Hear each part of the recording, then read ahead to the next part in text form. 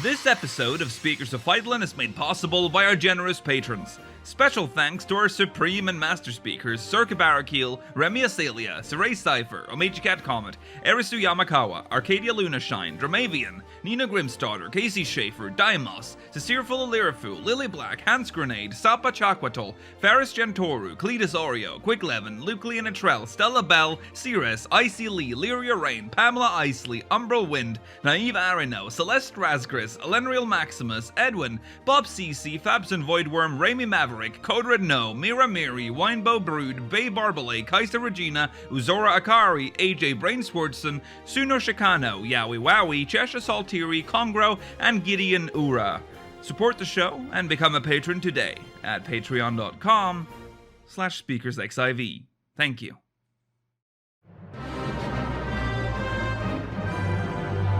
This is Speakers of Hydaelyn.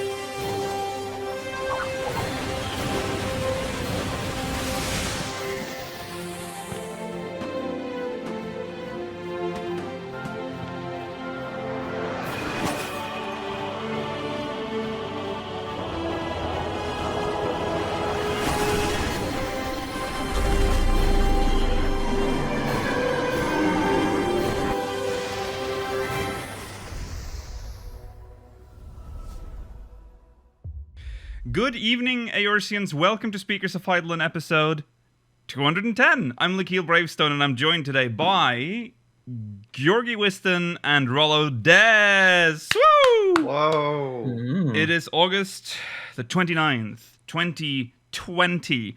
I can't believe it. We're at the end of August now. This has been such a weird year for many reasons, but also it's been a slow, but also fast year. It's weird. I hate this year. It's the fast and slow times. Watch out. Yes. It's 2/3 over. Yes. Oh, scary. Well, maybe 2021 is good. And that's how I jinxed next year. You're welcome, everyone. In today's episode, we'll be reading some interviews. Yoshi-P is on the interview grind right now. So there are interviews coming out left and right. We'll be reading one from Millennium and one from PC Gamer today. The PC Gamer one, very long. Very long. We'll also have a spoiler-free Rising 2020 review. It's spoiler-free because it came out 3 days ago. And for a lot of people, today is kind of a day where they get to play that content or do that content. So we're going to keep it spoiler. I'll say spoiler light. Because I don't want us to be like too restrictive. People hate that too. We can't win with this one. So we'll try to be spoiler light today. We'll also be reading Mogmail, hopefully. speakersxiv.com/... No. I'll get to that in channel updates. Stay tuned for the post show. We'll be answering questions from the Syndicate. And that's all I'm going to promise. That's all I'm going to promise. I'm not going to say anything else, but maybe more. Okay. Before we talk about the most important thing, I should address the website. speakersxiv.com. What'd you do? I think... What did you do? I think we're cursed. I think there's an actual, demon attached to Speakers. And it has infected our website. Every single thumbnail on the except for select few got crazy corrupted. They got misplaced. They all half of them were for episode 127. Even Fallen Rice episodes had podcast thumbnails that were corrupted with weird colors and weird broken. Not hacked. We've already been through that. We've been hacked before. We have stuff to prevent that from happening. I mean, it's fitting because the website was going to get updated anyways. So if you go to speakersxiv.com right now, you can't get in. So Mogmail is down while the website is being rebuilt. I'm going to nuke the whole website. I'm done with it.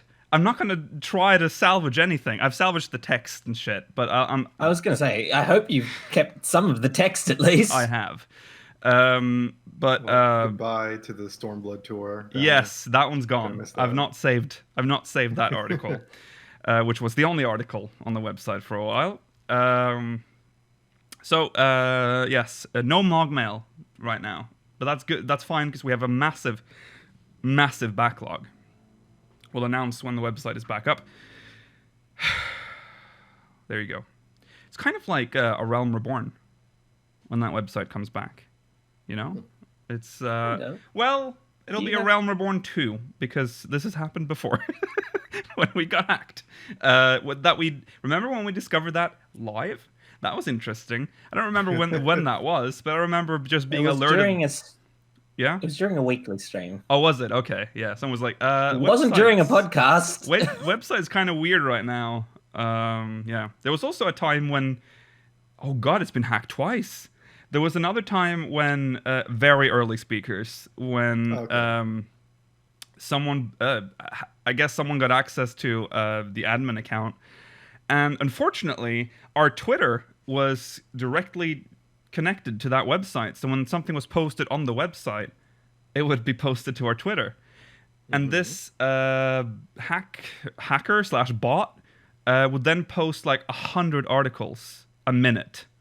So our Twitter was just spewing out updates about like how to invest in real estate and shit like that. Classic bot stuff. So there you go. Hopefully this time we'll have a good website. All right. So that's the website. I believe we have to announce something today. Oh, whatever could we be announcing? I don't know. Okay, well, I guess that's it. Yeah, maybe we should just do it to like next week. Actually, let's just save that. Let's save it for next week. Okay, so 4th, 5th, and something else is being announced today. Should we just say... Okay, so we have picked our 4th speaker. They are currently interning. Their name... What if I didn't remember? How awkward wouldn't that be? I'd be like... horrified if you didn't remember. Okay, the 4th speaker's name is Nora Silverborn. There it is. It's out. I've said it. We've done it. Hooray! Well, I wish I had. I wish I had like sound effects, but my soundboard is broken. Woo! God. So okay. No, I can't do applause. Okay. Yes. So there you go, Nora. Welcome aboard. You'll see Nora. You'll hear Nora. You'll hear her tomorrow. That's when. Oh. Yeah. So that's that. You 5th speaker, a role that was lost. It was a process that just disappeared and then brought back. When we looked for the 4th speaker, we have a 5th speaker, Camille Grino. Hooray! Yay!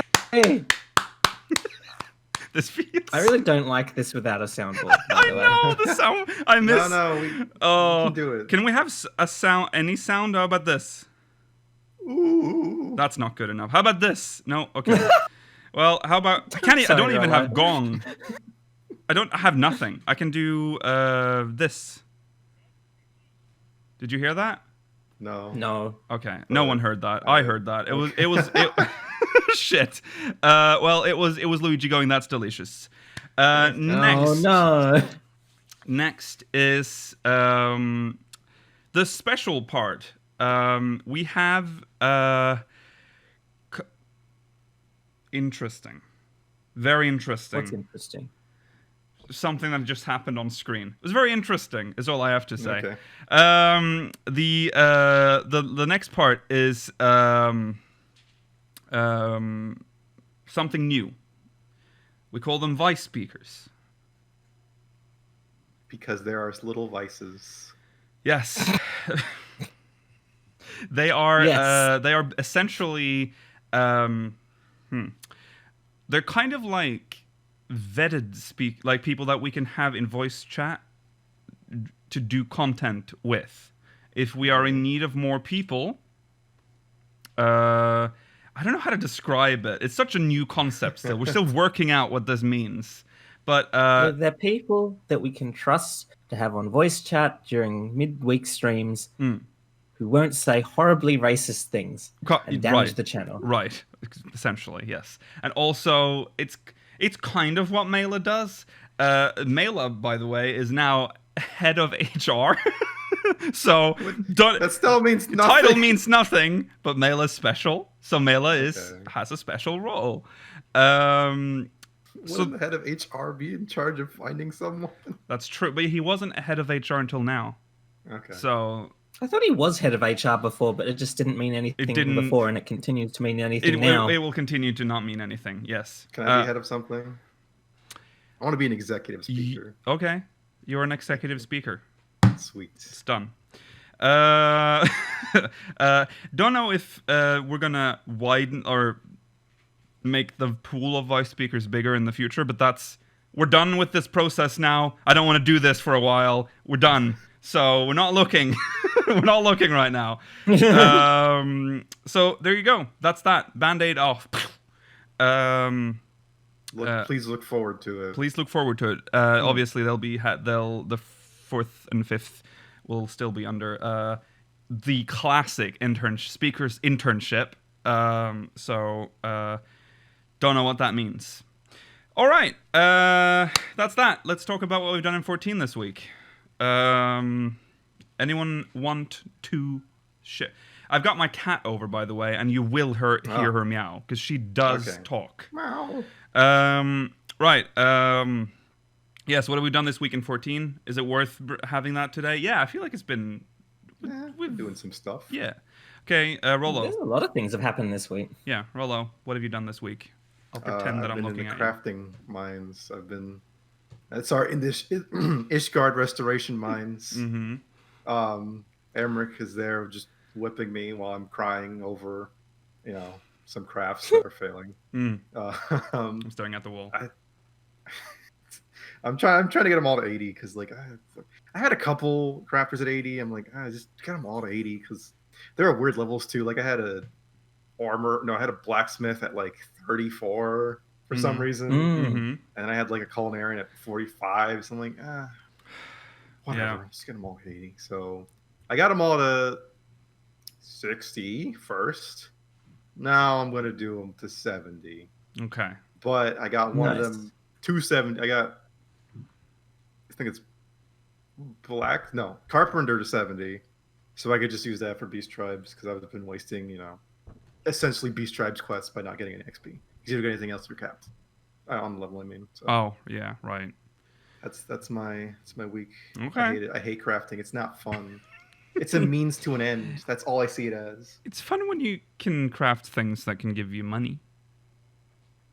But I think just making money is fun. I don't know if it's necessarily the process by which it happens. That's true.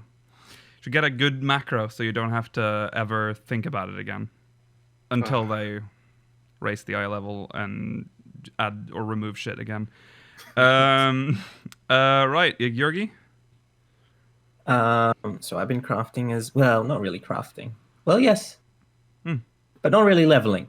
So I continued the custom delivery stuff. Still boring. Other than that, capped goblins. Capped dwarves. Uh-huh. I have my tank. Yeah, my it's tank nice. The laser is really unsatisfying to use. Yeah. There's almost no feedback for it. Yeah. And I got my dancer 270 and did all the role job quests for it. Okay. Nice. The dancer job quests, really dumb. I really did not enjoy the dancer job quest. Do you not like dancing the demons away? No, I don't like dancing the demons away. I don't like that it only happened now. I don't like that this apparently century-old demonic dance is only now manifesting in Eorzea. Uh-huh. When it just so happens we have the powers to stop it. Yeah. You just didn't notice it, stupid. God. We didn't notice the people We didn't notice the people flailing around, dislocating and dismembering themselves as they moved to the rhythm of the demons within them. They were there in Costa del Sol. We just didn't look hard enough. Well, yes, I haven't done anything interesting. I think I've just been leveling. No. Shut up, Tifa. Did you get the tank too? Did I? I think I can buy it. Would you get it as a capped out reward? No, you just get it with the tomes or the shards or whatever they're called. Yeah, you have to buy them from the vendor. Yeah. Yeah, I just haven't done that, I guess. Okay. Did you finish? I haven't bought anything from the vendor actually, so I don't know where I am. Behind? Oh, I'm behind. Because you said you were. Oh, I don't care anymore.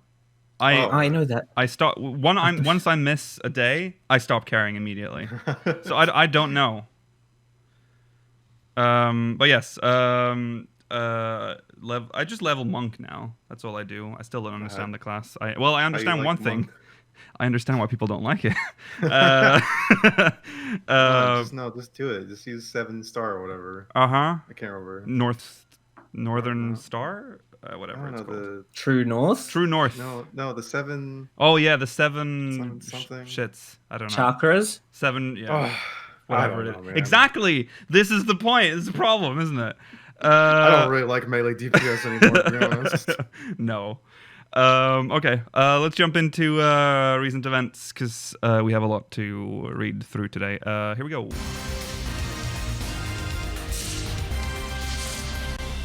We'll start off today with an announcement from Dad,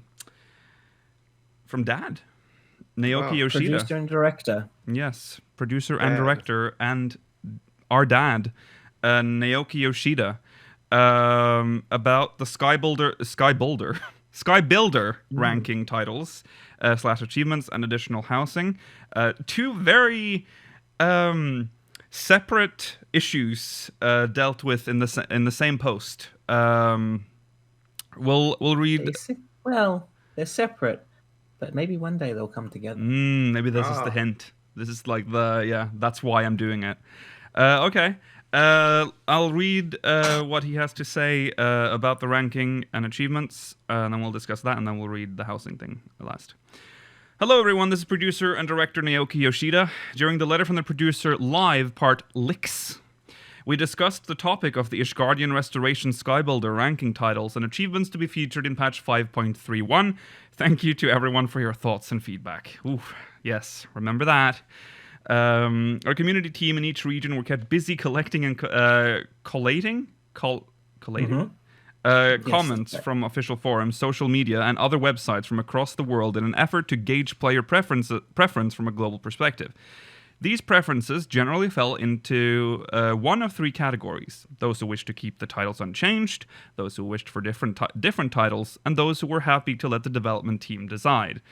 Much of the feedback was supported with clear and well-considered reasoning, which greatly expedited our decision-making process. So once again, please allow me to thank everyone for their thoughtful responses. Things got pretty heated. Heated? Yeah. I'm surprised, honestly, but... You're surprised? Yeah, It's a title. Yeah, but I don't think it would have mattered much if he hadn't said the thing he said originally. I mean, yeah, but it's a title. Some people are very. Titles are pretty unique in this game, so they're. I don't know. Not here to judge, just. Yeah.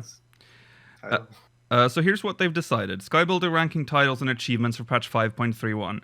Based on a thorough review of each region's feedback, the development team reopened the debate regarding Skybuilder titles and achievements, a discussion which led to the following decisions to take effect as of patch 5.31. The title for placing in the top 12, as well as the title for placing in the top 100, will remain the same as for previous rankings.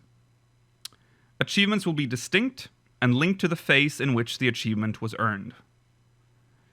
So that's what they've decided. The decision for fine. Yeah. That is fine. I'm 100% fine with them making the achievements separate because that's just like seasonal feast rankings. Yes. The decision for keeping titles the same was based on two main factors. One, that titles function as a role-playing mechanic, thus changes would undermine this public indicator of a character's mettle. And two, the fact that amongst those who had already earned those titles, there were slightly more voices in favor of keeping the titles unchanged. Achievements, on the other hand, are individual accomplishments, which serve as a record of a character's adventuring feats, such as how many times a character has placed well in the rankings. As such, it was decided that the Skybuilder ranking achievement would be defined as Phase 2 and Phase 3, depending on when said achievements were earned. It is understandable that having separate achievements may leave some players feeling compelled to earn them each time, but, as previously explained, the titles themselves will be exactly the same, and we wished to provide those who enjoy completing such achievements multiple times a method by which they can keep track of their efforts. As mentioned above, we approached this issue from various perspectives after considering feedback from across the globe, and hope that the decisions we reached will satisfy the majority of players. Patch 5.31, which features the next phase of the Ishgardian Restoration and Skybuilder rankings, is scheduled for release on Tuesday, September 8th.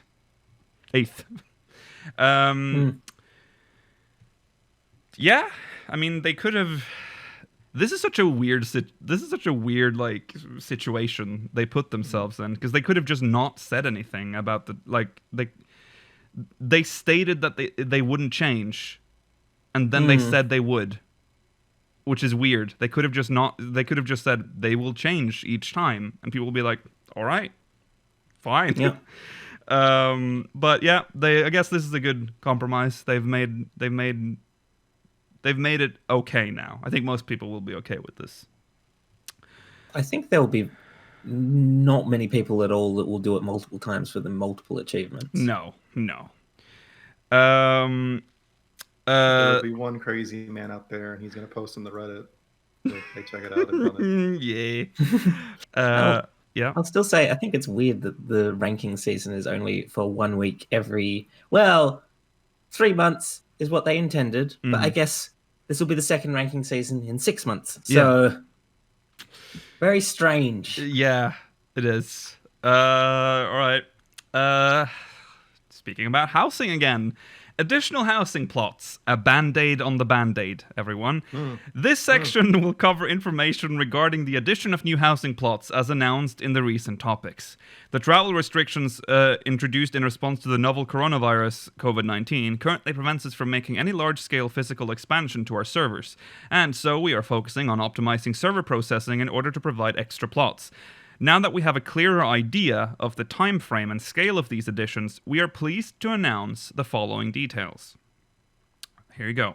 New housing plots are scheduled to be added in patch 5.35. Each residential district will be expanded with 6 wards, so 3 standard and 3 subdivisions, and both free company estates and private estates will be immediately available for purchase. Okay. Interesting. Yep. Housing Extreme. Again, here we go. The additions outlined above effectively mean that there will be 24 new wards in total. 4 residential districts times 6 new wards, with 6 new wards. Okay, for a second, I read that as there will be 24-man raids in the housing district. Oh my god, that would be amazing! Oh my god. Previously, when new plots have been added, the purchase of free company housing was given priority over private estates. This time, however, either type of estate will be immediately available for purchase without restriction. The decision was based on the relatively small number of new housing plots being added and the fact that there is an equally high demand for both free company and private estates at this time.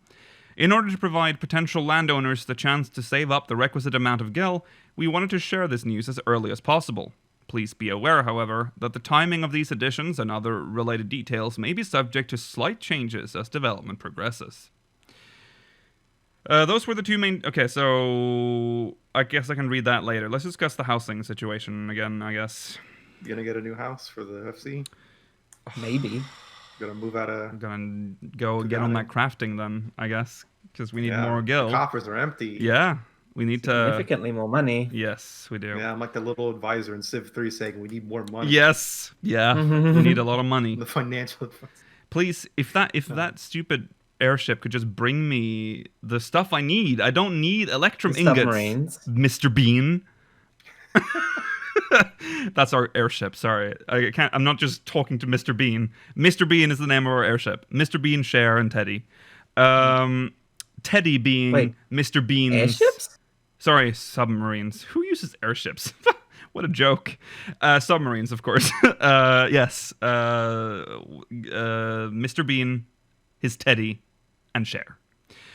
Okay, yes. How do you feel about adding new plots now? Same as I always do. It's sure they're gonna fill up, but hey, at least it gives people some kind of a shot. I can't remember what it was like to be part of the non-bourgeoisie who didn't have houses, so I don't know if I can necessarily empathize with the people still trying to get one. And also, I live on a server that has like no people, so it's never been a massive problem for me. It became a massive problem for me after the fucking data center split, because it was like, oh, yeah, Zalera, empty.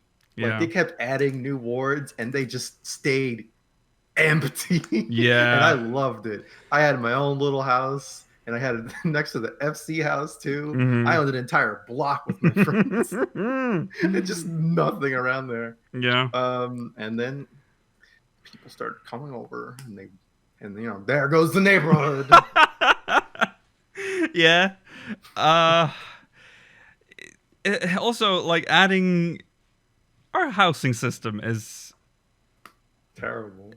It sucks. Yeah, it's struggling. It's struggling along, especially now with like not having auto demolition as well. Like, no one. There's never gonna be if your server is full. That's gonna be full forever until they start auto demolition again. But I don't know how they'll fix it. There is like we've had this big discussion before about the housing system.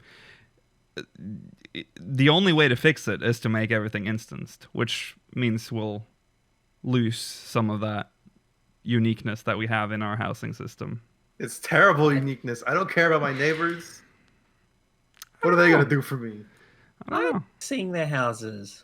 Yeah. I don't care about them as people. No, of course not, obviously. I should just be able to visit the houses on like a list, you know? Like, oh, do you have it Yeah, open? but then cool, I'm gonna stop by. I like it being able to see it all from my house. Yeah. And you can teleport to friends' over. estates anyways, Rollo, if they have it turned on from a list. That's how it should be, so that's what I'm saying. Yeah. Oh, God. Shut up, Tifa. Meow. Yeah, I don't know. need neighbors. I'm not going over to borrow sugar.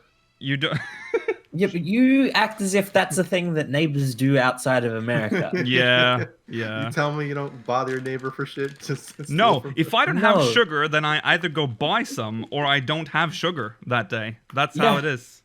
What did you say, Lukiel? Say it again. I either go buy some.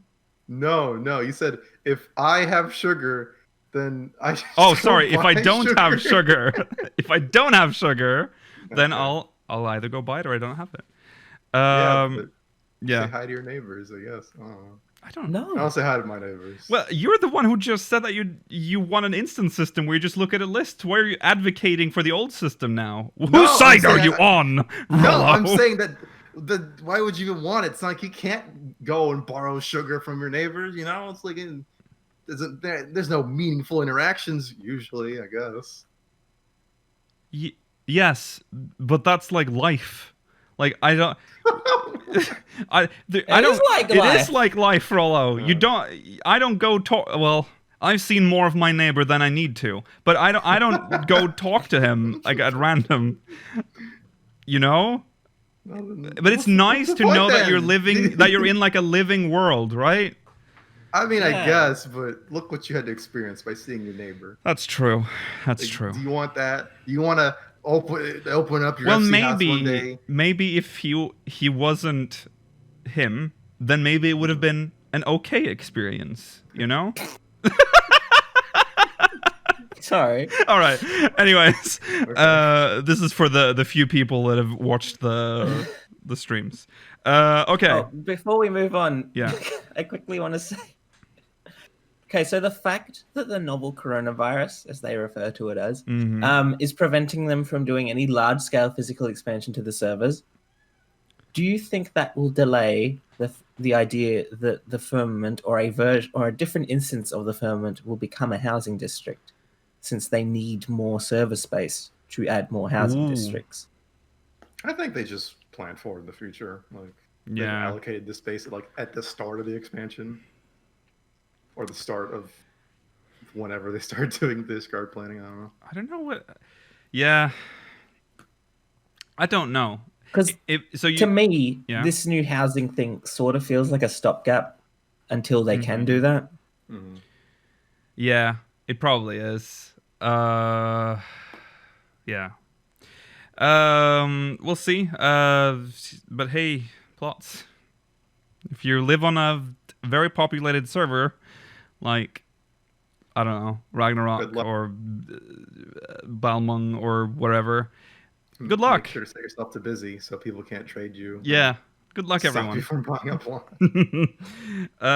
Okay, so he signs off with these words. Those were the two topics I wanted to cover today, but as a happy aside, I'd like to mention that as of August the 27th, 2020, Final Fantasy XIV has reached the milestone of 7 years of official service since its rebirth.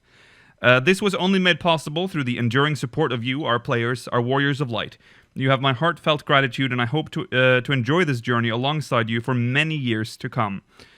The world of Final Fantasy XIV is still set to expand, and I plan to continue working tirelessly with our development and management teams to see it thrive and grow. As always, I'll see you all in the next letter from the producer live. No date. Final Fantasy XIV producer-director Naoki Yoshida. Hooray! Hooray! Hey. Yes, we'll talk more about the 7 more years. Yeah, we'll talk more about the actual 7-year anniversary. Don't say that. I'll be very old in 7 years. Yeah. As will the kill. Holy shit!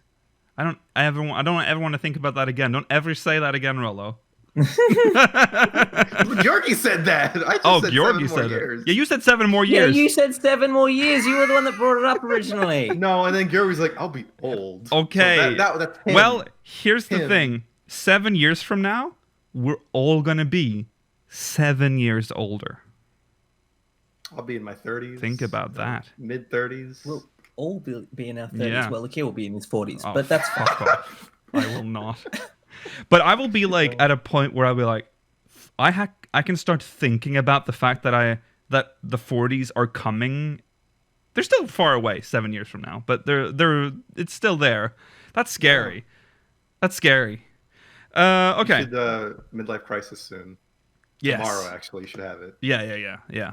Okay. He's going to live until he's like 80. Mm-hmm. Yeah, isn't that you? Well, I don't want to, but that's No, like. but I'm making I don't want to live. I was making a joke about you being 40 already, and Oh, sorry. I'm so used to these like jokes. Okay, right. Mog's online store. It's time. Yeah. The dirt. I woke up to. I woke up to a picture that Georgi, I think Georgi posted it in our private chat, and I that woke me up. Like I got up. I'm like, oh my god, the day has come. And didn't think. I followed it up by saying, "I hope your wallet's ready." Literally, when I didn't read anything. I just saw the picture, got up. I went to the computer. Discord opened up. I saw the chat again, and then I started reading it. And I open your wallet. I'm like, oh, my heart just. I will. And then I go, and I'm like, sure, it can't be that bad. And then I go check the price, and I'm like, oh. Why am I holding my wallet? What's happening? Yes, we have the Chocobo Carriage. We're talking about this for a long time, didn't we? Yes, this has been like the mount that I've been wanting the most of like a 4-man mount. I wanted it long before the fucking car. I was Hey, the praying. car was free. The car was yes, free. the car was free, and I've always wanted this mount as a multi-person mount, and it makes so much sense. It is literally the first thing you see when you start the game. Like, it's the first mode of transportation you use unless you start in Limsa. It's lore appropriate. It is clearly intended to hold multiple people, and then they put it on the online store 7 years after the game came out. And not only that, it's fucking $35.99 US. That is fucked up. Pretty penny. Holy shit. It's good. I mean, it's exactly how I thought it would be, with wonky physics, or rather the lack of them. It's just, you turn on a dime and Stiff. it's bonkers. Are you happy? Well, I have it. When in a couple of months, I'll be happy with it. When I forget that I paid for it, that's when I'll be like, okay, this is a good mount. But right now, I feel I've been milked. Oh, you definitely have. Yeah. Oh, yeah, they have. Yeah, this is post milk. Post milking. Post milking. It's there. The outfits were added as well. There were some like fucking Swiss traditional clothing. Aren't those German clothing? I think the German, German-speaking part of the Alps. I thought that was what they were wearing in the Alps. The Alpen. Don't ask me. Oh, I don't know. I don't know where they're from. I mean, German is Lederhosen. That's not Lederhosen. No, yeah, it's not later. Isn't it Oktoberfest clothing? I don't. Okay, let's not dive into traditional clothing of Europe. There's many regions. But yeah, they look really good. When are we getting? What's that thing that you have? Bunad? Oh, okay. I don't think we're getting that. When are you getting bunads in this game? No thanks. No thanks. That'd be your new official outfit. Oh God, no. If they put a bunad in the game, you should definitely get it. Well, I would feel like I would have to, but I find that very unlikely. But yeah, I think it's unlikely because there are so many versions of it. You know, there's not like a bunad. It's but they'll make like the Aorzean regions version of the bunad. Oh yes. No thanks, please don't. Very busty, that dirndl, by the way. I was gonna say yes. Whoa, mama. Yeah. The woman's outfit that they've released definitely mid-filias you up. Yes. Yes. And the male one, you get socks. You get big fat socks. You do. Vieira can wear the hat, by the way. Vieira yes, they can wear the hat. Oh, yes, that's nice. But I don't think Hrothgar can wear the hat. No, they cannot. I've seen the pictures, the promo pictures, and he's not wearing the hat. So yeah, unfortunately, the male hat covers the whole head, whereas the woman's hat is only just on the side. Oh, I see. Okay.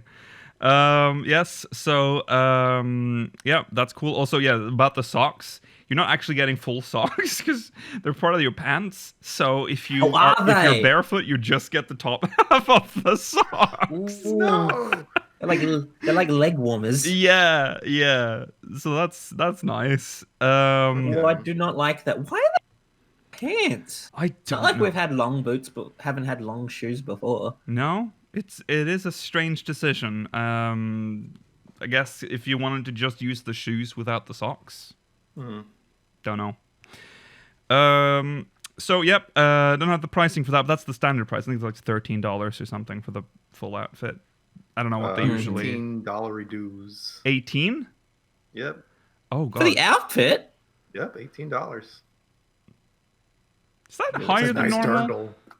I don't buy outfits that often on the Mog Station, so I. No, yeah, it's about right because like the Peacock attire is 18. Oh, okay. The Meg one, the Ruby Carbuncle, yeah. That's all right. Okay, so it's okay. I see. Real talk Um, though, like I'll probably this would be the only mount I probably get from the Mog Station. I have never bought a mount for myself on there. I bought them as gifts for people because they liked it, but I don't like the mounts on the Mog oh, Station. I was about to say maybe I remember I have sinned before. I remember when I bought the Moogle? yeah. Anyways, It's outdated now. It's only 2 people.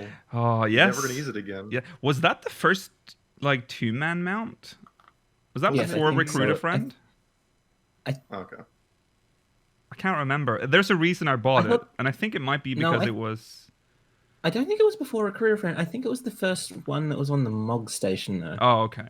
Yeah. Okay. Right. Anyways, yeah. If you want that mount, that's 36-ish US dollars, 29 euros. So open your wallets, everyone. Expect that to be the going rate for the car when it's released on the Mog Station. Oh, if I get Oh yeah, that, God. Well, I mean, 'Cause- wouldn't that count as like a? Wouldn't it get like a bit of a discount because it's an event? It's not a seasonal event No, it's not a item. seasonal event. That's There's a true. limited time event item. I think I never run think- the 15 event. Didn't they say that? Did they? I feel like they talked about rerunning it. Don't remember, but I wouldn't be surprised. They tend to run them like twice before they put the items on the Mog Station. Yeah. So don't shell out just yet if you're waiting for a 4-man mount. Yeah, I do have No, a you faint couldn't memory just wait. of us talking about that they were considering bringing it back. Yeah, so yeah. Yeah. All right, we'll talk a little bit about Tales from the Shadows that was released a few days ago, Thursday on the anniversary. We won't go too Weird much. one to start with. Yes. Weird one to have on the actual day of the anniversary. Yes. It is a story about Backlog and the princess whose name I keep forgetting. Poldia. Yeah. It's a story that you know a little about if you've done the tank job quest. And so it kind of just felt like you were filling in some details that you didn't know from the job quest. It also tells you more about the A rank in wherever that is. Ilmeg. Yeah. Do you want to talk about it? I'll read the what they said in the post. To mark the 7th anniversary of Final Fantasy XIV, we offer you a glimpse into the lives of characters central to the plot of Shadowbringers in a continuation of Tales from the Shadows. Today, we invite you to pore over the first of our 4 new installments, Small Mercies. Spoilers for the main scenario, and there will be 4 stories to be released. So I'm assuming 1 every week. What did you feel about the story? How did you feel about the story? I liked it. It's the kind of thing I've always wanted, which is just more lore to like the universe rather than just what we experience ourselves. Yes. Yeah. I don't know if I wanted it as a Tales from the Shadow. No. It kind of felt like, again, you've sort of already, if you've done the tank job quest, a lot of this is known to you already. So it kind of felt, I can see what they're going for. They're going for like, this is supplementary. This is like, if you had any other further questions about this story, I think most of it will be answered here about like Backlog's, like what Backlog did behind the scenes. And yeah. Because Backlog doesn't actually exist in the tank role quest story. No. So yeah, that's... It does, and also provides backstories to what Silver's doing during the flashback instance during the tank role quest, because she doesn't appear in it right until the very end. Yes. We're not gonna go through the entire story. Read it for yourself. It's up on the if you need a link to it, not a link. If you need the link, it's on the lodestone. It's literally on the lodestone. So yeah, go check that out. Yeah, good story. Weird story to post on the anniversary. Doesn't feel like it's linked to the anniversary at all. So, but no, it's there. Backlog is an interesting character to have focused on for the first story. Yes. It's when you compare it to last year and how the first story was Thancred's story. Yeah. very strange contrast. Yes. Is that really when it came out a year ago? Yeah, Thancred's story. Thancred's backstory. Don't like that face. That's the time's passing face. Yeah. Who do you think will get Tales from the Shadows for in the upcoming weeks? I hope it's not going to be like another story we already know about. I don't think it'll do all the job story quests. Just I don't think so. I hope It's gonna not. be They Leroy. are... Sorry, Rollo? I think it's gonna be Leroy.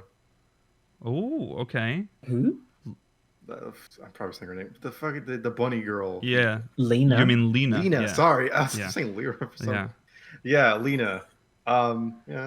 Yeah. I feel like there's some stuff they want to do with her. Even if Makes it's not, sense. like, Makes sense to in-game. have her. Yeah. Have some more. of It'll her. either be about Lena and Graha, and it'll be Yeah. from one of their perspectives. Yeah. Yeah. I want to see Grandpa Graha. Yeah. I wonder if they'll save that for last. Will that be the last one? But I just want more. I want more pre-light stories, like before. I want more of the world before it became this fucked. But that's probably never gonna, because that's none of the characters we know today lived then. Hey. Other than You got a pre-light story this week. that's true, but I already kind of knew the story, so it wasn't that good. But yeah, Maybe the sisters from Raktika as well. oh yeah, Get one for them. yeah. I'm expecting, because I was expecting one from Graha last year and we didn't get one. So I'm definitely expecting one that involves Graha this Yeah. year, whether it's from his perspective or Lena's. Yeah. I'm not expecting an Elidibus one. I know a lot of people are. We could have one from his perspective, but I just feel as if they're not going to give that to us this year. We got Emmett Selks last year. Yeah, that's true. I don't know. Well, we'll see. 4 more stories. One of them is definitely gonna have to be Graha and or Lena. Lena. Okay. Like Melodious. Oh, see, but that's like that would be. I think I don't know. I feel as if that would be way too spoilery. I Yeah. don't know if they could do a Hyclodius story at this point. I'd almost be a bit salty because I want to see that in game. I want to see all Yeah, that shit that's in the game. thing. Yeah, I do too. Okay. Right. Let's move on. Speaking of anniversary, The Rising is upon us. It's a nice event. It's always creepy to hear the Answers theme in Uldar.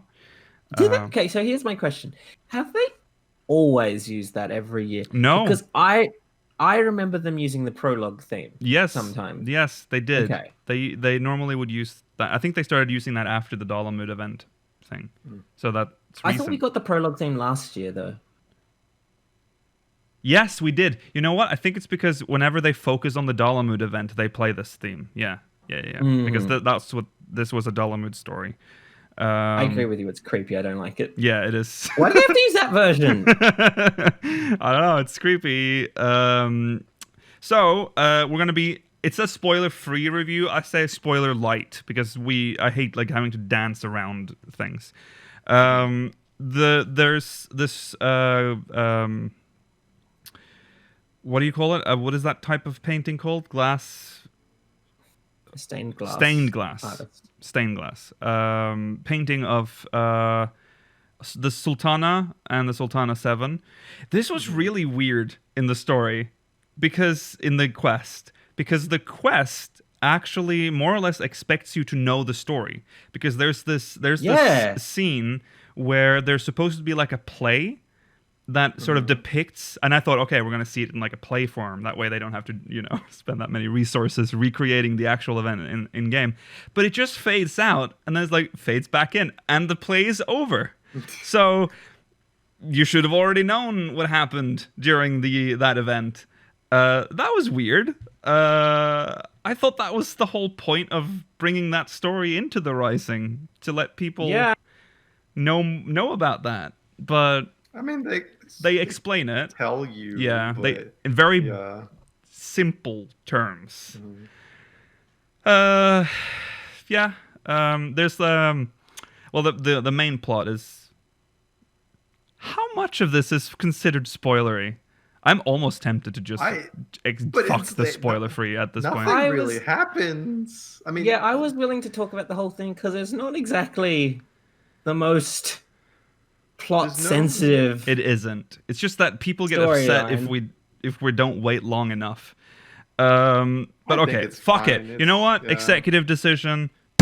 No longer spoiler free. You know what? And I'll sound the alarm. I'm not going to put up the spoiler thing, but you can hear it. You're here right now. Okay, so turn off. We'll wave when it's over if you care that much. It's not going to be very long. No. You know what? Actually, I'm going to be safe. There we go. Okay, now it should be very clear that we're about to spoil the Rising Yeah, where's the bonk?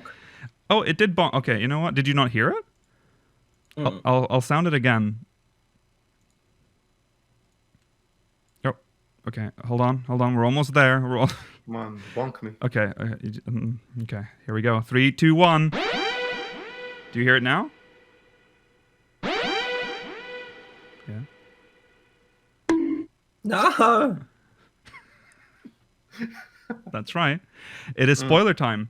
Okay, so so there's this stained glass artist painter that's made this. Another Tia. Yeah, has made this beautiful. Another Tia. They're almost all Tias. Yeah, I know. It's just funny to think like maybe someone who doesn't particularly know a lot about like some of the stuff in 14 be like, are they related to Graha? Is that his mother? Is that his cousin? There's this. He's made this nice painting of the Sultana with her 7, and what is the subplot with this moneylender guy? He just owes guys some money. He's like, man, I remember when he was just cool and was not a loan shark. Yes. And we're trying to. We'll get to this, Umbro. We'll get to this. There's he wants you to go out there and get people to come to see the play, because they're putting up a play about the Sultana and the Sultana 7. So you go around handing out like leaflets or whatever with shit on it. Mm-hmm. You know how this works. You just deliver things to people. They say, "Oh, I might come." And then what happens next? That's when they meet the loan shark. Yes, we meet. Yeah, he's like accosting someone. Hey, give me my fucking money. You've taken too long. I'll give you 1 more week. Yeah. And he's like, I wish he wasn't a loan shark anymore. Yeah. I remember when he was just trying to earn us money, but now he's all about the money. Yeah. He's lost in the sauce, as you can say. Yes. What happens next is that some kids break the stained glass. Oh yeah, they break the stained glass. and so you do a little fucking. So there's puzzle. a mini game where you get to put it together. To do that in the way the spin. You get it in your toy box. You unlock it to do it whenever you want. I don't think I have ever gone back just to play in the toy box. It doesn't. I will say, yeah. I've sometimes played Parlay.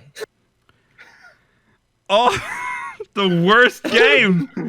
What a revelation. Parlay. Oh God.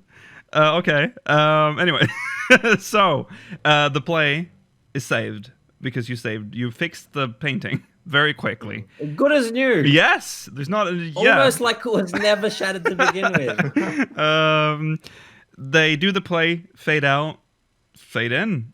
And then it's like, that wasn't that amazing? Didn't you learn so much about that? And you're like, yeah, that was great. Then that man he like, man, seeing those kids break that stained glass reminds me of me and my pal, my dude, when we used to be kids and break stained glass. Yeah. So you should go tell him that, show him the pamphlet, and then he'll remember that we were once kids that broke stained glass. Yeah. Then that's when we talk to him and he's like, he wants to like start a business with Tia. He says that the reason he went into like money lending was so that he couldn't, because he wanted Jeben Tia to be able to make just art without having to worry about money for himself. Yes. That's pretty sweet. And when does the minstrel come into this? At the end, at the very end. Yeah, throughout this whole quest, I'm like, I wonder where the wandering minstrel's going to be coming in. He's the one that tells us the story we already know. Remember? Yes. He's the one that walks onto the stage. It fades to black and then he walks off. Yeah. Yes, it's true. You hear like the few notes he plays sometimes. Yeah. Luck on extreme. And Yeah. All right. So they meet up eventually. What happens in between that and that? See, my memory is so spotty. Well, he just says like, yeah, maybe I shouldn't be a loan shark anymore. And maybe I can go into business with him and yeah. And that's stained glass together. That's basically. I'll go back to being an art trader. Yeah, and that's the plot point. That's the whole plot for that story.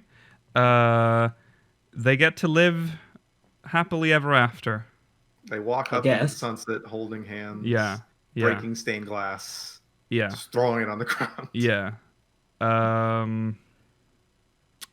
That's when they go, oh yeah, by the way, that wandering minstrel guy, he wanted to talk to you. He's over there somewhere. You know where he is, of course, because it's where he always is. And behind the alley. Yeah. He plays a tune, you go to sleep, and you are in... Well, they start off like with showing Dalamud again. Well, again, I say again, this is like... It's very threatening when it's shown the first time. Yeah. It's very strange. And then the Seven, and the Sultana, and Yoshi-P.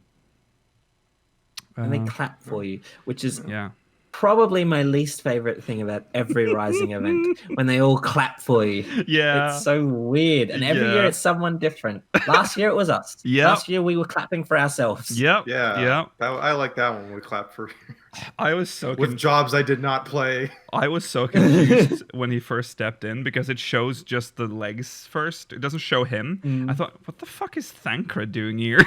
Yeah, I thought that for a second too. Yeah. And he does his little speech. It's been 7 years since that fateful day. Should we talk about that bit? Yeah. So some people want to believe that he's talking about time that has passed in-game since the calamity. So that 7 years has canonically passed. But here's the thing.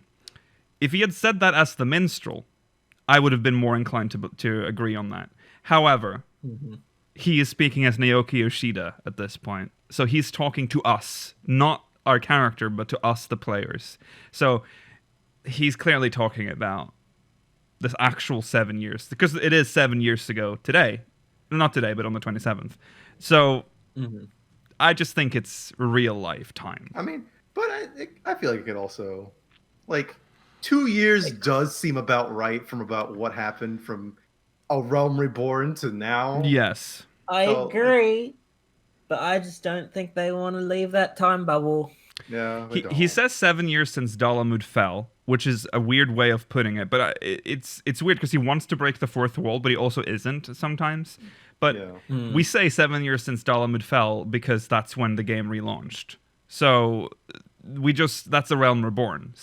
Otherwise, it would have been 8 years since Dalamud fell, if you're going to count 1.0's shutdown, I guess.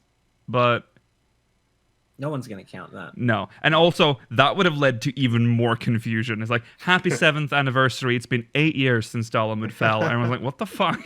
We're celebrating the 7th anniversary.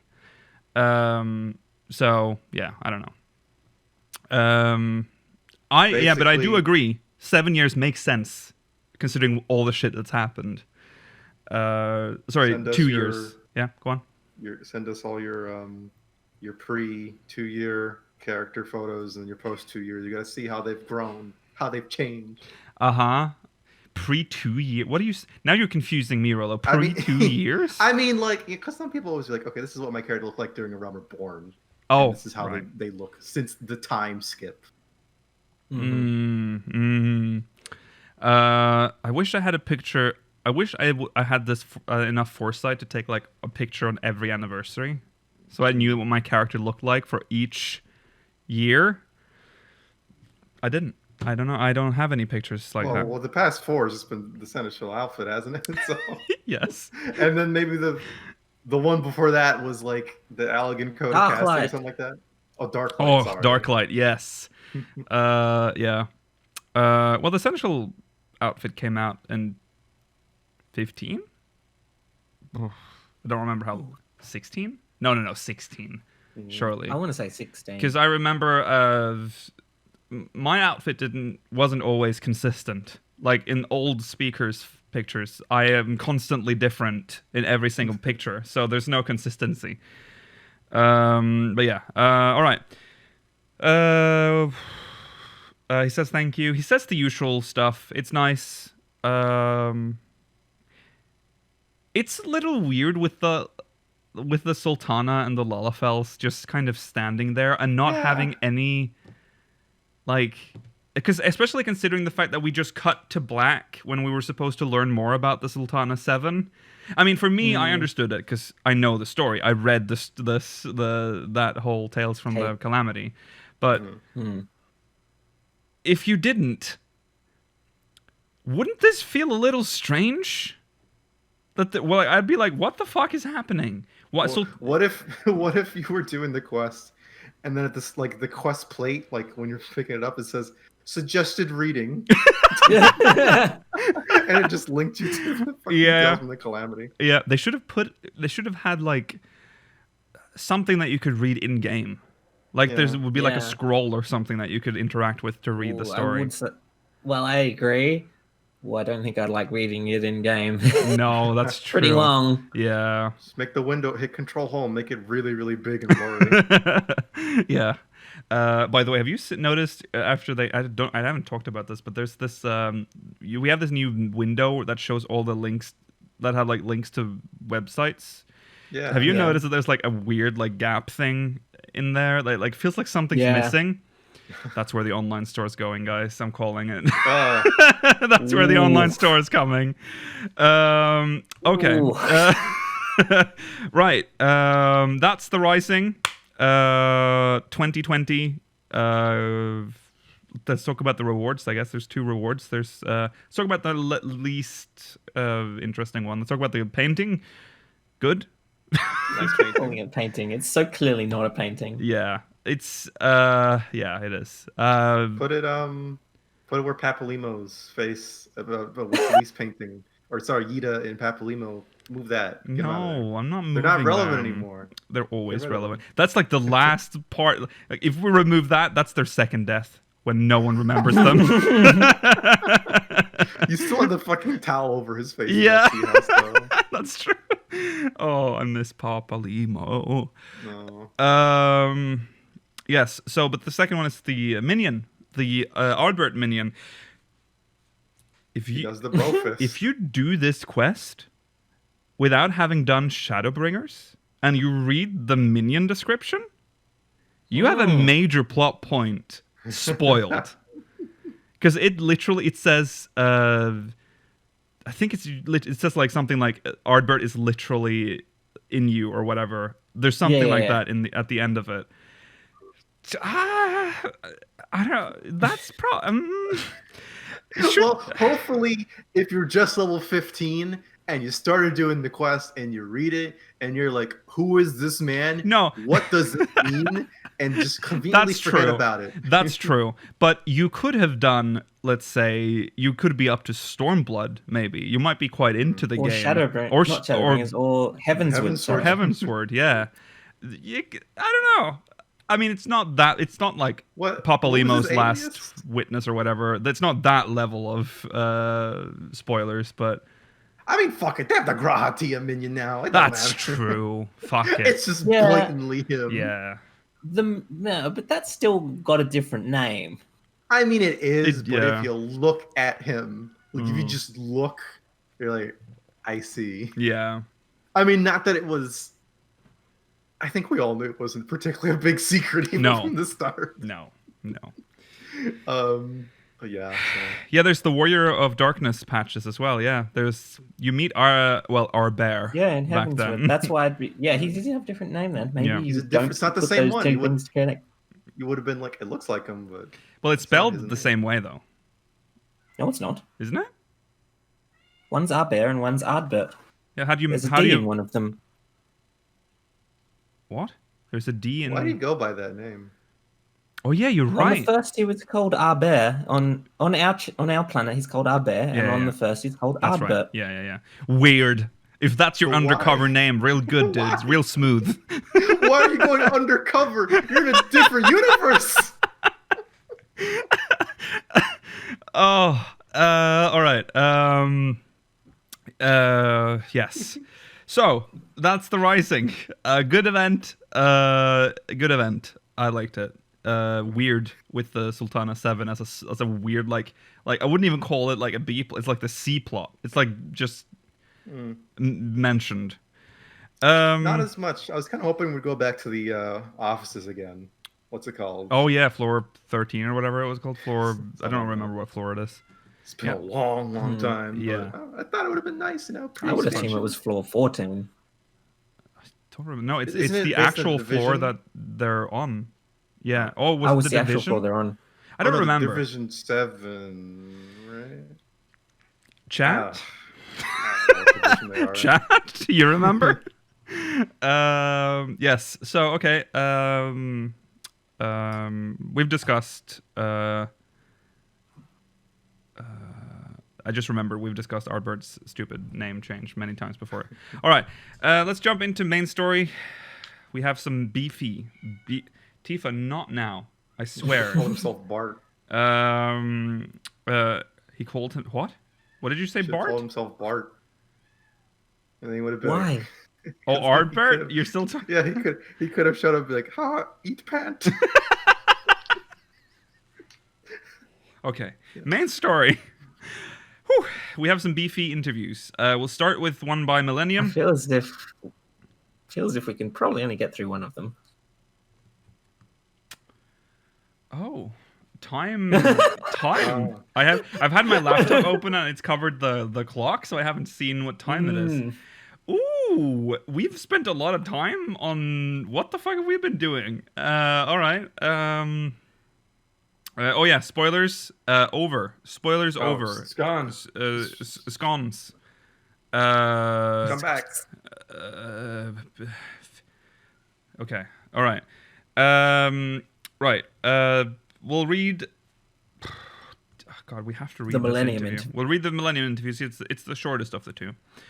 So this is post patch 5.3. So it's an interview with Naoki Yoshida on flying in the Realm Reborn and possible Praetorium rework. Oh, we'll love to hear it.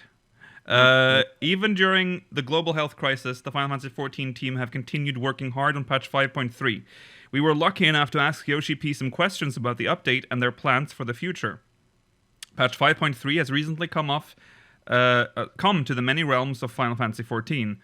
And now players can enjoy the final part of the Shadowbringer story, or simply spend their time flying around the reworked or Realm Reborn maps. However, is enabling flight in old zones that easy? Just what does it take to rework an entire expansion's worth of quests? Most importantly, just what is in stock for the future of Final Fantasy XIV? Director and producer Naoki Yoshi-P Yoshida was kind enough to give us some of his time to answer our questions. With the new extended free trial and the A Realm Reborn rework, Yoshi-P and Square Enix have made it clear that the main goal is to welcome new players, create a comfy environment, and wash away the image that some players have of the early quests not being as interesting as the rest of the game. The first thing he wanted to know was related to something he said during the first part of the 5.3. I wanted to know. What? Oh, sorry, the first thing I wanted to know. Yeah. Was I'm related... sure Yoshi-P knows. Yeah, the first thing I wanted to know was related to something he said during the first part of the 5.3 live letter. He quickly said that something as big as reworking A Realm Reborn represented a huge workload. Millennium, you mentioned the cost of adding flying mounts to the A Realm Reborn regions. Could you tell us more about what this update represents in terms of workload? Yoshi-P. The areas in the A Realm Reborn maps were originally made without any consideration for flying. There are many dedicated elements that must be addressed when incorporating flying, such as the level of detail of objects when viewed from a distance, the number and range of objects visible when flying, and collision settings for takeoff and landing. Since none of this work was conducted for the areas in A Realm Reborn, the amount of work involved in implementing all of these elements and in debugging was enough to cause a headache for our staff. Both the dev team and the QA team would be over the moon if you all take to the skies and enjoy the ride. I don't think you and your team need to worry about that, since being able to fly in A Realm Reborn zones is a real blessing to those who played the game before it was possible. I'm sure new players those players who new players will also enjoy the scenery and appreciate crossing the map at full speed between quests. I'm sorry about this. Oh, go away, Tifa, not now. I don't have time for you. Being able to fly in those zones you return to often, including after finishing the story for side quests, gathering, or even just a stroll, is a big step towards a more pleasant experience for new players and veterans alike. After asking this first question, something needed to be asked for you, the Warriors of Light, at home. So I put on my best glamour plate and equipped my Paladin Zeta relic to ask Yoshi-P about the MSQ roulette. Feared by many, I kind of like to take it slow. Feared by many, I kind of like to take it slow in the morning, clearing the Praetorium of the bad guys and drinking a nice coffee during Nero's speech.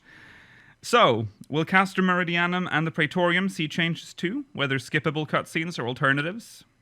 Here it is. Yoshi-P says, I do apologize, but we will not be reworking these two dungeons just yet. Damn. We believe minor fixes to these dungeons are not feasible, and it will be necessary to either completely remake them as 4-player dungeons, or incorporate the trust system so that they can be cleared on a solo basis. Although we didn't have the cost reserved for the rework on this occasion, we do plan to work on them at some point. Please wait a little longer on this. Well, there you have it. Changes are coming, and the team knows that some of you have been waiting for them. These dungeons are really important for anybody following the story, and as a new player, it can get quite confusing seeing a bunch of level 80 synced players with 349 runs in these dungeons sprinting between explosions. That's true. If you're a new player doing Praetorium or Castrum, you're just along for the ride. Yes, you are. Yeah, you better keep up. You get the cutscenes, but you if you're not fast enough, you're not gonna get any of the other stuff. You're not gonna get any battle. I remember my first run, and it was really funny. People welcome you when you say it's your first time, but it's still not easy. So if we do get reworks of Castor Meridianum, it's still not easy? Are they saying that Castrum is difficult? So if we do get reworks of Castor Meridianum and the Praetorium, I'm very curious to see what the 14 team will choose to do. What's certain is that they have shown they care for the player experience and that it's a key focus for the future. At least keep the main scenario roulette until I finish leveling all my jobs. Same, please. Yeah, I mean, it's all the XP though. Well, I can sit through it. I can sit through such devastation thousands of times for the XP. They should remove the stupid key. Yes. Getting the key in Praetorium is so stupid because you all the way up until this point you've been conditioned to think that's just one person needs to get to that glowy bit to pick it up or interact with it. You don't have to. So new players will just go to the lift, and people will be like, no, did you pick up the key? Did you pick up the key? And they're like, didn't you pick up the key? I didn't pick up the key. Everyone needs to pick up the key. I hate that.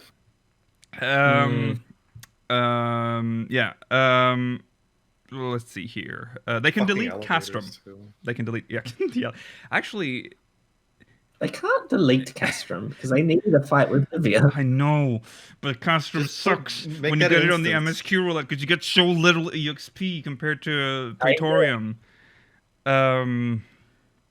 Yeah. Okay. So. Yeah. Just make a little instance. Make it like Cape Westwind. Yeah. Yeah. That would be nice. Oh, awful. Right. Let's see. Okay. Yes. And the Praetorium is very curious to see what the 14 team will choose to do. What's certain is that they have shown they care for the player experience and that it's a key focus for the future. I mentioned my Zeta relic a bit earlier. I'm a fan of shiny weapons, and for that reason, the relics are of course something I farmed a lot. These weapons are still available in the game, but are not as good as most of the weapons you'll get by the time you can farm one. So with a lot of courage, I asked Yoshida if something was planned with these weapons and their questlines. Yoshi-P says, there are no changes planned. I don't see why they would. No. Yeah, just get the newer. Get the newest one, yeah. They're glamours now. You can if you want the old ones, they're pretty nerfed at this point. Yeah. Well, I can understand that reworking the way you get these weapons would need some resources that could be used elsewhere, but so I'm not angry. I'm not even disappointed. I'll just keep farming poetics and show them off in Limsa. Looking out for the well-being of Eorzea's citizens and welcoming new members to the 14 community is no mean feat, especially as the game tops the 20 million player milestone. Yoshida and his team have been working on all aspects of the game to make it a warm place, and even the group post function got some love in patch 5.3. With that in mind, I have to show you a screenshot I took. I did Sestasha the other day, and I jumped backwards 5 times, and I spun. I read that online. And a fate spawned, guys. There's a fate in Sestasha, and I'll show you the screen. I might be able to show you the screenshot later. All right, yes, show us. Yeah. It's like the Bowser room in Mario 64. Yeah, it's crazy. I got like 50 million gil for completing it too. So it's only meant for devs. Wow. Yeah. You'd be able to afford a house for that. Yeah. Okay, so the guild tests and leave quest system has been around for a while now. Oh, now we're talking. Do you have any plans for them in this Realm Reborn rework or in the future? Yoshi-P says there was a suggestion to completely guild tests. Okay, to completely remove guild tests. But we presently decided there is not enough to warrant the removal, as we found that even new players are playing them now and again after we check the play log. I would like to see the numbers, though. That would be very interesting to see it compared to all the other stuff. I wonder how many people do like the 8-man guild test. Like, what are the numbers? Having said that, they will remain as long as they are for the time being, as they are too old for us to adjust. Don't fret, guild test lovers. You're safe for now. I think keeping them is a good thing, as they are fun to discover and create more occasions to play with friends or meet people for a quick quest. Looking into who goes into like a guild test and makes friends? Well, I mean, I guess it doesn't matter. You can make friends in any content, I guess. Still want them to make new guild tests, teach mechanics that people don't understand. I think what Yoshi-P just said, though, was that's not happening. This content, dead. I definitely think that's the case. Yeah. But it's such a useful idea. What I don't appreciate, Mr. Yoshi-P, is that you are ignoring leave quests in this question. You are doing the classic Yoshi-P, just ignore. But all right. Looking into the past so much with reworks and old quests made me wonder what was in store for the future. Will we get more reworks? The Realm Reborn reworks are sure to be a breath of fresh air in the early levels of the Final Fantasy XIV experience, so I wanted to know if these kind of improvements are planned for other parts of the game. Millennium asks, what's coming. Okay, tell us about possible other reworks you have in mind after A Realm Reborn. Yoshi-P says, as we have done until now, we will continue to make detailed adjustments to experience points acquired and the game systems. Apart from that, there is not really anything else for which I have a major revamp in mind. Perhaps just the 2 dungeons that were mentioned in the previous question. Oh, I have a headache. I'm very sorry for the headache, Yoshida-san. Please don't hate me. Experience points have indeed been changed to match the new Realm Reborn journey, and it looks like we'll get more changes to that side of the game in the future, meaning the make Final Fantasy XIV a comfy place plan is not finished just yet. I would like to sincerely thank Naoki Yoshida and his team again for their time and precious insight into behind-the-scenes machinations of Final Fantasy XIV. How will players adapt to these changes? How do you feel about them? Okay, so yeah, that's the interview by Millennium. Well,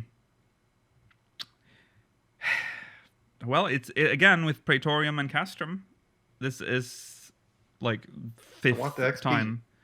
Yeah. XP, don't take it away. Don't take it away. I can sit through it. Maybe change a little bit for the new players so they aren't just being left behind. But yeah, I don't mind sitting in an hour-long dungeon for a level. I don't care. Yeah, it's weird because it's weird how quickly I just accepted it. Because at first I was like, this is the most horrible roulette ever. But then the EXP though, you level so quickly. It's not just the EXP, it's the fact that you can essentially do something else while playing the game. Yes. And just get a massive amount of XP. Yeah. Just make it trust compatible, and then if people want to do it with trust, they can do it. That's fine. Yeah. Let me do the experience. Yeah. You're gonna have a ton of like people doing it for the first time, just doing it strictly through trust. And then you're gonna have people that want to do it for XP with other people who just want to do it for XP being forced to watch all these cutscenes. Yeah. Yeah. I'm sure that's often the case still right now. Yeah. Oh yeah, that's a good point. I wonder how many people who are listening to this podcast right now are doing Praetorium or Castrum right now. Hello. Hope you're enjoying Praetorium. He's gonna say it. Did you pick up the key? We will discuss this later. I see. Search devastation. Okay. We can't do all the quotes, but is there a quote from Castrum? No. Does Livia ever say anything in the fights? I don't think she's voiced. She has voice lines during the fight, but I don't think I don't think anything else in that dungeon is voiced. How glib? Does she say that? Pathetic. Yeah. Yeah, I guess. And I love yeah, ha, ha, oh. Okay. Well, you should spell Sid. What? You go first, brother. Oh, I'm just saying, if you're waiting for Sid, you should spell Sid and then look at it backwards. All right. That's. Do you have anything to add, Georgi? I was just going to say the sound mixing in Castrum and Praetorium is really bad. Yes, it is. All right. Well, look at that. Another episode where we didn't have time for Mog Mail. Should we go overtime and read one Mog Mail? Because we definitely need to get through these. Okay.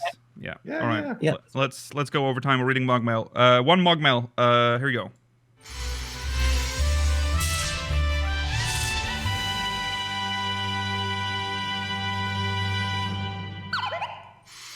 This one's from Genova Tia Twintania.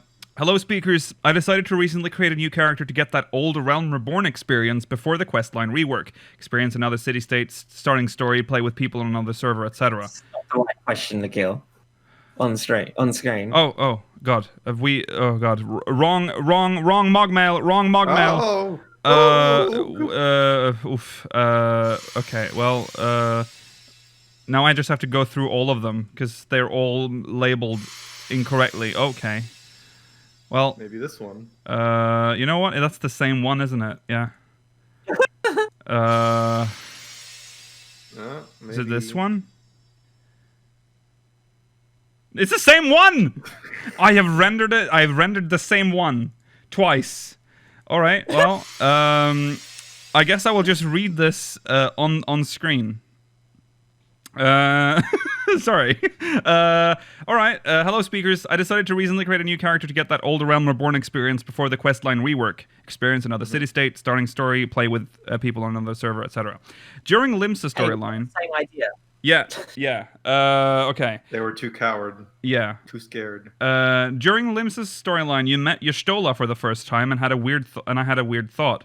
When your character explains to Y'shtola the dream you have, Hydaelyn is described as a towering crystal. Could it be possible, as you have in the previous podcast mentioned, Silver Tier stuff, 1.0 final storyline thread, that the presence in Silver Tier is Hydaelyn, and the Crystal Tower is part of her in some capacity. I've always thought it strange that Crystal Tower is so different from other Allagan stuff we see, crystalline instead of geometrical shapes. How would this even work with G'raha Tia's plane and time-traveling nonsense? So, obviously, this is before patch 5.3, but... I think that'd be cool though to have like the Crystal Tower be like a big part of the Mother Crystal. Actually, yeah, it's just a part of just her feet. Rollo, what is wrong with you?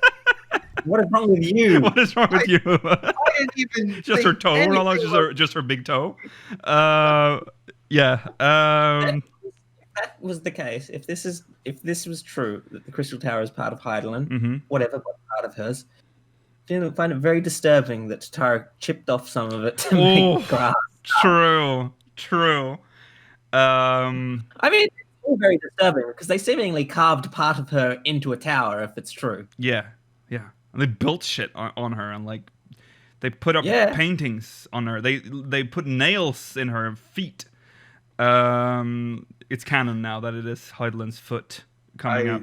There's something Rollo. deep wrong with all of you. You're the one that started this. I didn't say anything about feet. In the past. It's Rollo's fault that we're talking about feet. All right. Yes. Well, a lot of people are still, theorizing about Silver Tier now. That it might tie into the Hydaelyn Zodiac thing. It's difficult to theorize right now because we don't know where the story is going on the source. But it is interesting. Also, the architecture inside Crystal Tower is very different from anything other Allagan shit that we've seen before. Man. It's closer to Mericidian architecture. Yeah, we haven't really seen much of that architecture. Yeah, well, based on like the stuff that's in Azizla that was taken from Mericidia. Yeah. I don't know if I think if Crystal Tower was like part of Hydaelyn, like literal in a literal sense, I think we'd have more trouble with everything that's been done to that tower. Also. Used and abused. Yeah. But I do agree that there might be something about Mordona tied to Hydaelyn. Yes. And considering where 1.0's original story was meant to go, that there's something underneath Silver Tier, other than the Crystal Tower, is interesting and might be something they want to go back to. I just left a big old dead dragon in there, so... Yeah. By the way, makes me... Sorry, really I was just saying, like, they unrelated, but boy, did they really have to get Midgard's armor out of the story for Shadowbringers. Yes. They had to put him to sleep. Yes, he had to go back to sleep. He came to the first with, like, a dragon. Yeah. Hey, so with travel shards, like, what the fuck? I'm an alien. What does this even... What? Oh, well, I hate that so much. The space travel combined with the multiple dimensions is very confusing. Yeah. They had to put one of them away for a little bit. Yeah. We might be thinking about them at the same time. We'll go back to space travel now. Now that we're back on the source. He'll wake up conveniently from his nap, be like, so where you been? Yeah. When we go to the moon, now that we're going to go to the moon, they can go back to ignoring the fact that there's multiple dimensions. Yeah. Okay. Well, we'll see where it goes, Genova. I think we might keep your eyes out for Mordona, because there might be something there. Is it on stream that we theorize that like Mordona will be like the final zone? Like they'll make Southern Mordona, like the final zone. Yeah, we did talk. I think we did. Storyline. Yeah. That'd be really cool. And also, you have to consider the fact that Mordona is a very important zone right now. It's where our headquarters are. It's It would be I mean, it's also difficult because it's a zone where a lot of people. I don't know. We'll see, but it would be a nice like surprise, I guess, if that was like where the end of the game took place, or the game story. Okay, well, that's the end of the show. Thanks for watching, everyone. Remember to follow Twitter, SpeakersXIV, twitch.tv/Speakers of Hydaelyn, youtube.com/SpeakersXIV, exclamation Discord in chat. If you want to join our Discord server, if you're watching on demand, link is in the description. Much confusion about what we said at the end of last episode. Hoodies is what we were trying to say. That's the thing. Exclamation merch in chat. I don't think link's in the description if you're watching on demand, so good luck finding it. Speakers of Zodiac merch. Still haven't changed that. You can't get Speakers of Zodiac merch. That is expired, I'm afraid. There's no Mog Mail, so don't send us Mog Mail. Don't send us Mog Mail. If you go to our Mog Mail, if you go to our website, you'll be met by just nothing. I think it just says we're under maintenance. Send us your dirndls. What? Send us your dirndls. Your dirndls? No! It's the word from the outfit, Lakir. Oh, I see. Right. Okay. Well, okay. Okay. Thanks for watching. If you're watching live, stay tuned for the post show. Speakers out. Goodbye. Yeah.